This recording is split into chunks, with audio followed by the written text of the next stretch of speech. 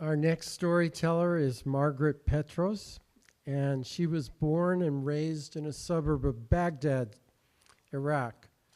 She arrived in the U.S. in 1980, just as she entered high school. No calculations. That's what. After Saddam Hussein came to power, life changed dramatically. Saddam thrived on creating divisions and also getting people to inform on each other. I remember Margaret saying, "We all knew the barber was an informant." Margaret worked for 20 years for the Santa Clara County's Victims Assistance Program, mostly as a supervisor.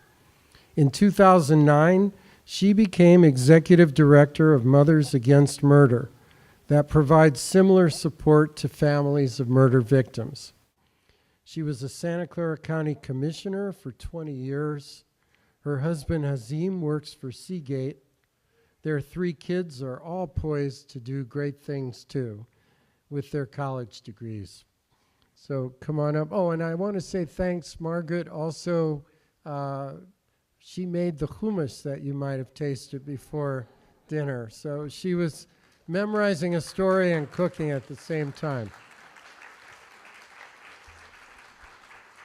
On Sunday, September 30th, 1979, I remember standing outside the home that I was born in, talking to my childhood sweetheart, who's telling me, why are you leaving? I will never leave my country. And for what? To end up working at a restaurant in America?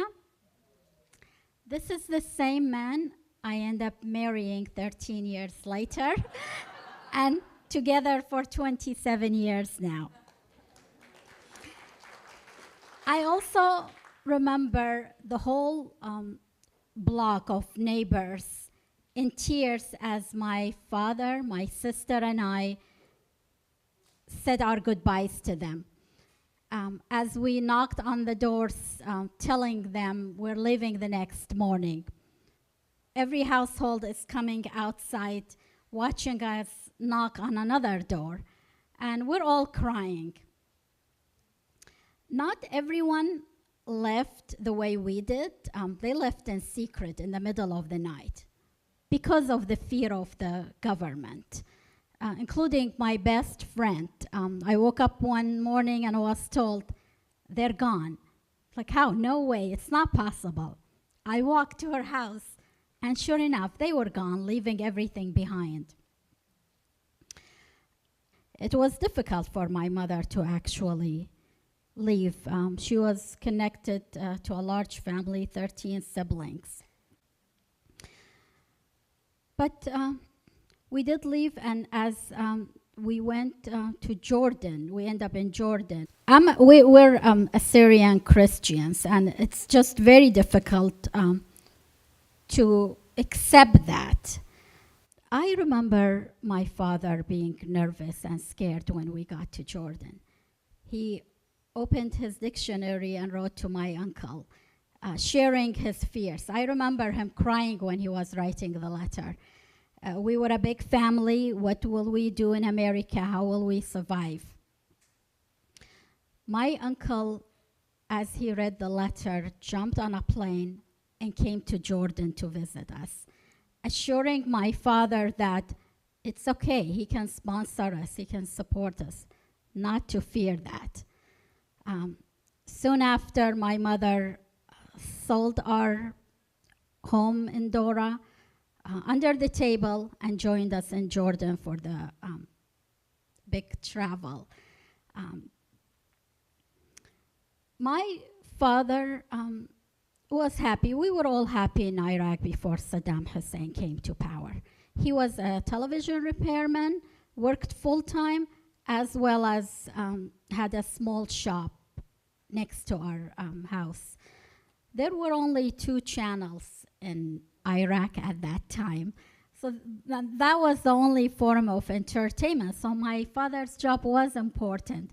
I remember people knocking on our door at midnight asking him to fix their TV. So his job was really indispensable. And also, 2 years before we left, my parents had sent my oldest sister to study in Illinois at a college, and that's when my father visited her. He took a trip from Illinois to California. And imagine, not one checkpoint stop all the way.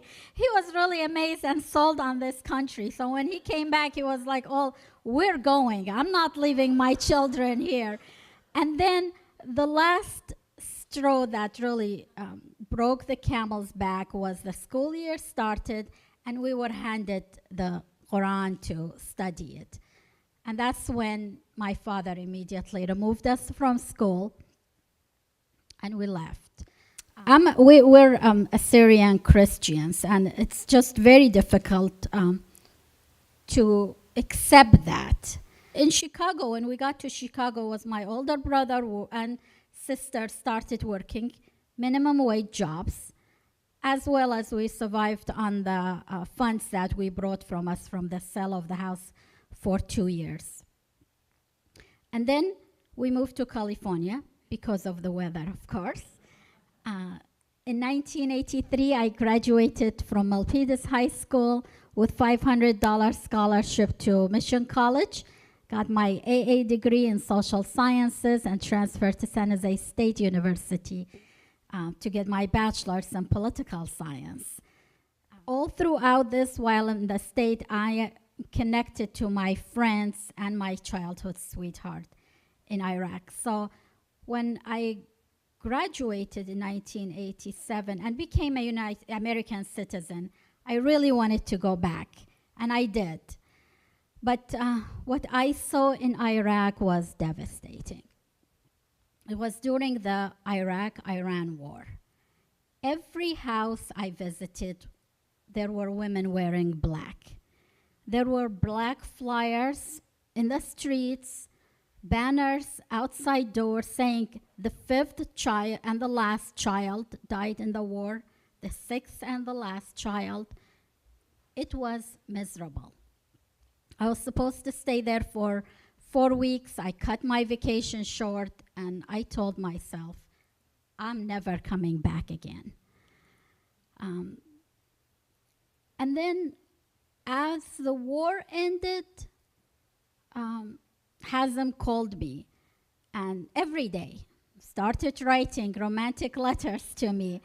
It wasn't like that when I visited Iraq, so I asked him what happened, and he was like, I was in the military. I could have ended up dead. There was no hope there. So why? Now that the war is over, what are we going to do?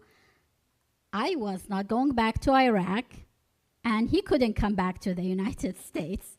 So we were talking about meeting in another country where he could get a visa, and probably Greece. And then Saddam Hussein invades Kuwait.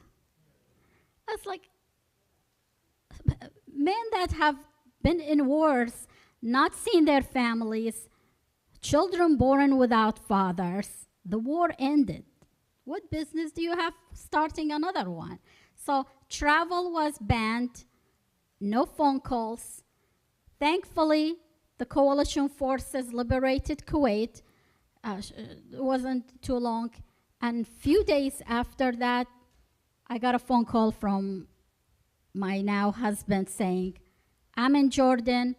Are you coming to figure out where our relationship is going?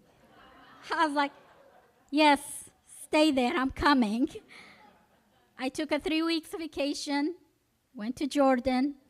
Within 3 days, I accepted the marriage proposal.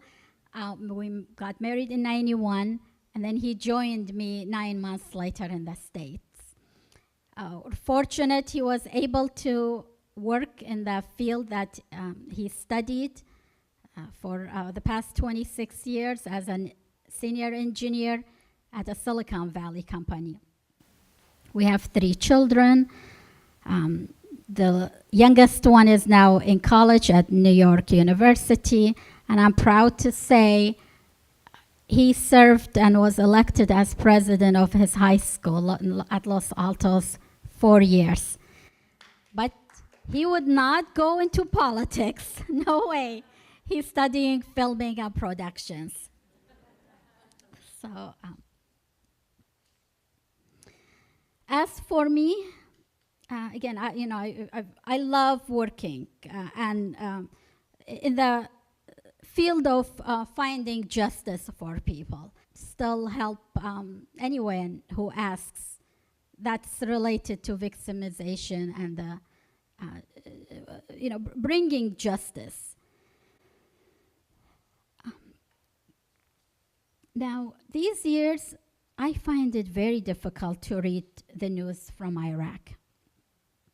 I feel heartsick about the people who are left there.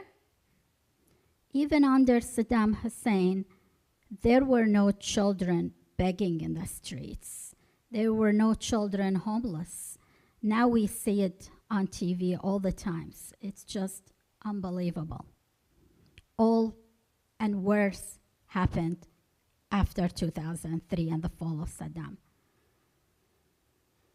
I am thankful we were able to leave a very dangerous and tragic country in the world, to start a new life and not being afraid that anyone would come knocking on our door. Thanks to my father as well as Uncle William. Every time I read the news or hear of families in such a horrific situation in Iraq, I just say thanks to what my dad did. And it was not easy for him. It was not easy for any one of us. So thank you for allowing me to tell my story.